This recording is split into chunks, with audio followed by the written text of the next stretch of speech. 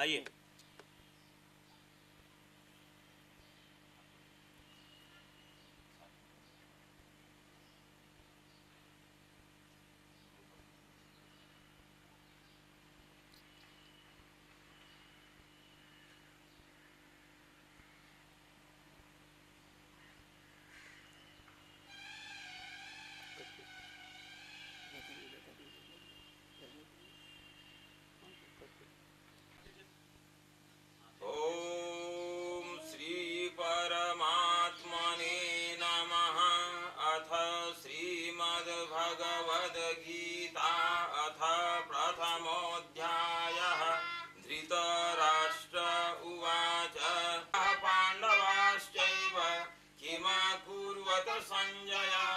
संजय उवाच दृष्ट्वा तु पाण्डवानीकं वयूढं दुर्योधनस्तदा आचार्यमुपसंगम्य राजा वचनमब्रवीत् धीमता यत्र शूरा महेश्वासा भीमार्जुन समायुधे युधेतुश्चेकितानः काशीराजस्य वीर्यवान् कुन्ती भोजश्च सव्यद्रौपदेयाश्च सर्व एव महारथाः अस्माकं तु विशिष्टाय। ओम श्री परमात्मने नमः।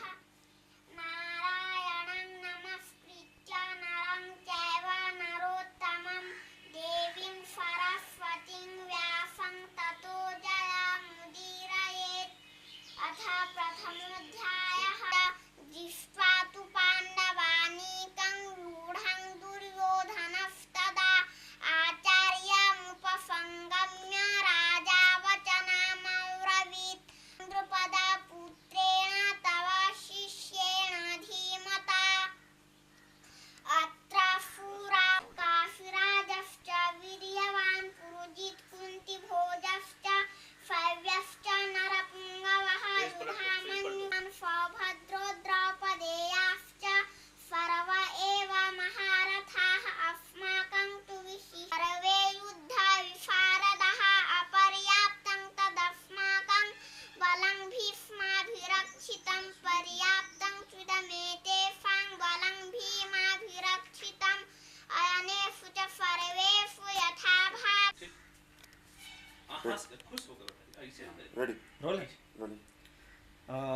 भगवत जी आप ये इस श्लोक को आप बताइए।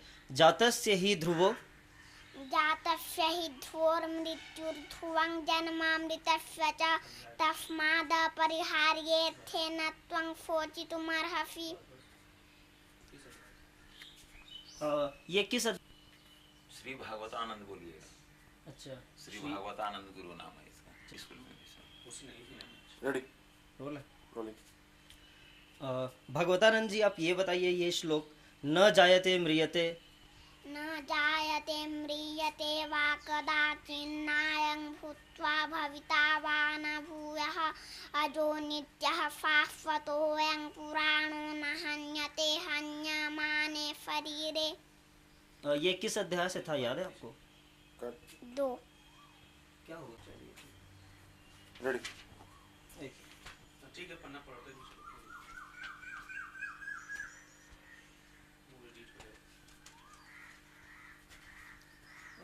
भगवतानंद जी आप ये जन्म कर्म च में दिव्यमेवं जन्म कर्म च मे दिव्यमेवं यो वेत्ति तत्त्वतः त्यक्त्वा देहं पुनर्जन्म नाति मामेति सोऽर्जुन। ये कौन से अध्याय से था? ये श्लोक 4था अध्याय से है।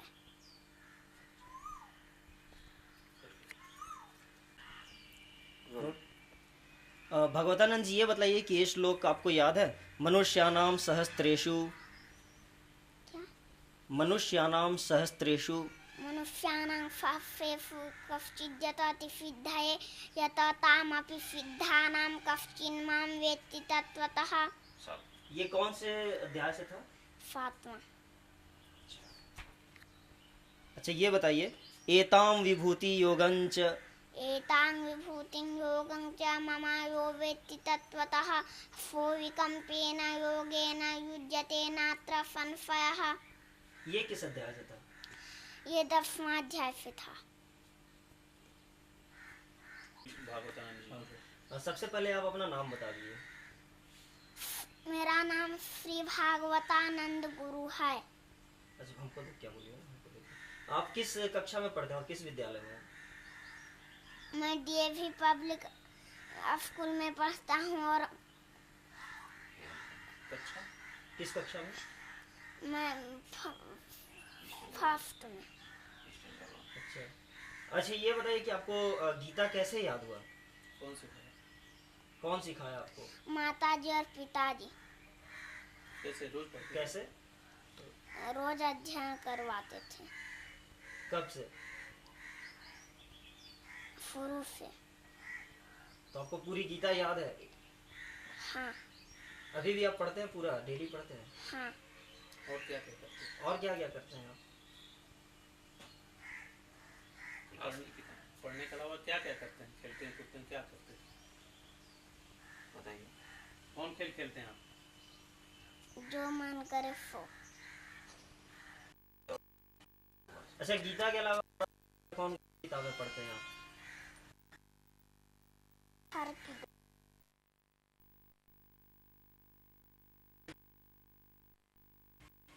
मैं स्कूल की किताबें और घर की किताबें दोनों किताबें पढ़ता हूँ।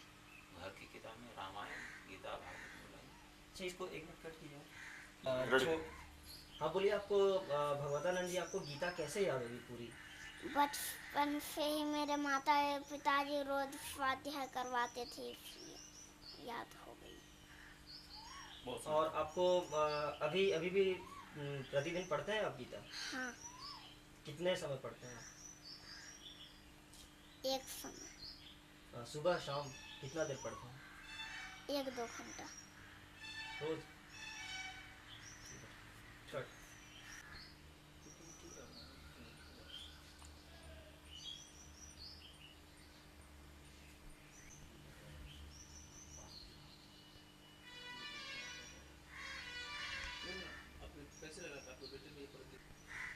पंडित जी, सबसे पहले आप अपना नाम बता दीजिए। मेरा नाम आचार्य शंकरदास गुरु है। अच्छा, आचार्य जी ये बताइए कि आपको ये कैसे पता चला कि आपके पुत्र श्री भगवतानंद में ये प्रतिभा छिपी हुई है कि इसको पूरी गीता पढ़नी? सबसे बड़ी बात है, बचपन से ही हमारी भी यही प्रवृत्ति रही है कि मैं धार्मिक ग्रंथों का अध्ययन करूं। साथ ही प्रवचन ही मुख्य रूप से मेरा कार्य है। हमारी प्रवृत्ति बचपन से ही है और मैं संपूर्ण गीता को करीब 2 वर्षों में कंठस्थ किया हूँ, 1983 ईस्वी में ही। आज तक तो मेरा अध्ययन उसका चल ही रहा है। किसी भी धार्मिक ग्रंथ का अध्ययन अनवरत चलता ही रहेगा, ऐसा मान करके ही हम लोग चलते हैं। उसकी समाप्ति नहीं हो पाती है। शुरू से हमारी इच्छा थी कि मेरे यहाँ जो पुत्र आएँ वे भी इसी तरह से आगे बढ़ें। पुत्र की जो माँ है वो भी उसी प्रकार से धार्मिक प्रवृत्ति की मिली, वो भी पूजा पाठ स्वाध्याय इत्यादि में निरत रहती हैं। यही कारण है कि दोनों के संयोग से जो पुत्र हुआ उसमें तो इस प्रकार का दैवी गुण आना तो आवश्यक था ही, और घर का वातावरण भी हम लोग प्रायः सात्विक ही रखे हैं और धार्मिक रखे हैं।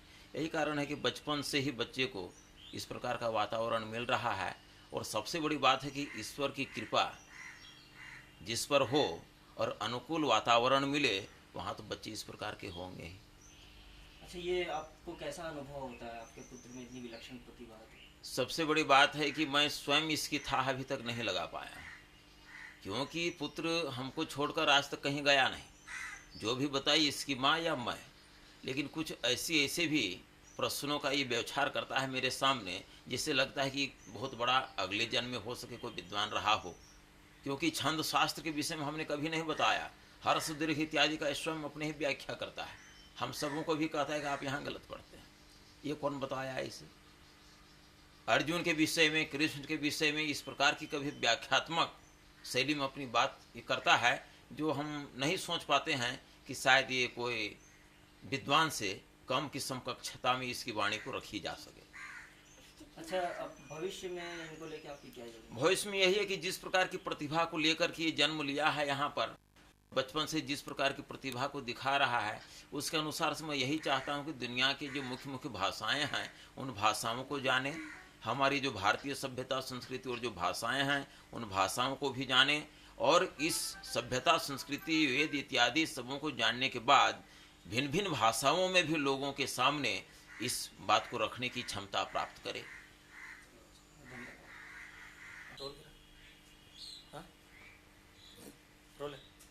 आप अपना शुभ नाम बता दीजिए। मेरा नाम ज्ञानमती देवी है। अच्छा माता जी, आपको अपने पुत्र में जो इतनी विलक्षण प्रतिभा है, तो आपको इसका पता कब चला? इसका पता मुझे बचपन में ही चला।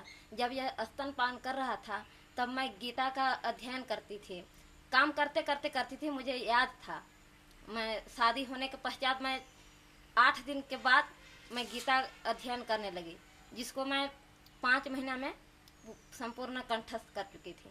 तो मैं घर गृहस्थी में रहकर बैठ कर के यो नहीं कर पाती थी, इसलिए काम करते कर लेती थी।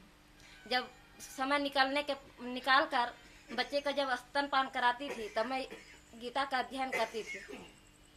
तब मेरा बच्चा स्तनपान छोड़कर मेरे श्लोकों को सुनकर मुस्कुराता था, तो मैं बहुत ही प्रसन्न होती थी और अपनी माता की बात याद आ जाती थी। मेरी माता सुख सागर पढ़ा करती थी और हम लोगों को समझाया करती थी अभिमन्यु के विषय में, जो सुभद्रा गर्भवती थी और अर्जुन उनको गर्भावस्था में चक्रव्यूह भेदन बतलाए थे। यह बात मुझे अपने मन में बैठ चुका था और मैं इसको किसी से बताई नहीं। अपने परीक्षा लेने के वास्ते इस तरह से की। जब यह गर्भावस्था में था तो मैं गीता श्रीमद् भागवत महापुराण का अध्ययन किया करती थी। तो वही उसी से ही हाँ। वो गुण आ गए। धन्यवाद। हाँ रोल चलो। श्री भगवतानंद गुरु जैसे विलक्षण प्रतिभा वाले पुत्र पाकर इनके माता पिता गौरवान्वित तो हैं ही, और उम्मीद है कि चलो। टेक 2। श्री भगवतानंद गुरु जैसे विलक्षण प्रतिभा वाले पुत्र पाकर इनके माता पिता गौरवान्वित तो हैं ही, और उम्मीद है कि भगवतानंद से आने वाली पीढ़ी को भी एक प्रेरणा मिलेगी। नीलय सिंह, सहारा समय, रांची। टेक 3। समाज के बदलते रोल है। श्री भगवतानंद गुरु जैसे विलक्षण प्रतिभा वाले पुत्र पाकर इनके माता पिता तो गौरवान्वित हैं ही, और हमें भी उम्मीद है कि बदलते हुए सामाजिक परिवेश में भगवतानंद एक प्रेरणा स्रोत बनेंगे। नीलय सिंह, सहारा समय, रांची।